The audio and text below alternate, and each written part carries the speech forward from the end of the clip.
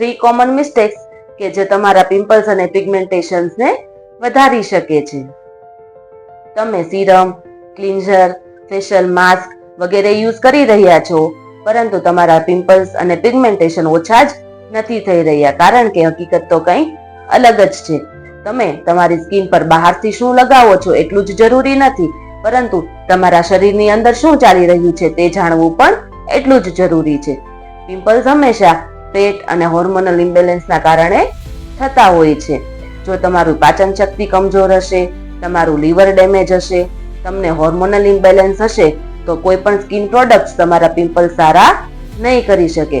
તેથી તમારી સ્કિનને હેલ્ધી રાખવા માટે શરૂઆત હંમેશા પોષણયુક્ત આહાર, પૂરતા પ્રમાણમાં પાણી અને સારી ઊંઘથી કરી શકાય છે. ઘણી બધી હેલ્ધી પ્રોડક્ટ્સ જેવી કે dairy products, oats, peanut butter વગેરેથી પણ ઘણા બધાને પિમ્પલ્સ વધી જતા હોય છે. તેથી તમે હંમેશા આહાર એવો પસંદ કરો કે જે તમારા સ્કિનને સુટેબલ હોય. વારંવાર સ્કિન પ્રોડક્ટ્સ બદલતા રહેવાથી તમારી સ્કિન કન્ફ્યુઝ થઈ જતી હોય છે, જેના કારણે તમને કોઈ પણ પ્રકારના રિઝલ્ટ મળતા નથી, કારણ કે તમારી સ્કિનને સ્થિરતાની જરૂર છે.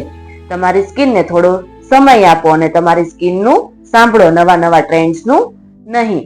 જો તમે પણ તમારી સ્કિનને અંદરથી જ ઠીક કરવા માંગો છો તો ડીપ હીલ કોમેન્ટ કરો અને એમને ટેગ કરો કે જે ફિલ્ટર્સ અને ફેશિયલ્સથી થાકી ગયા છે.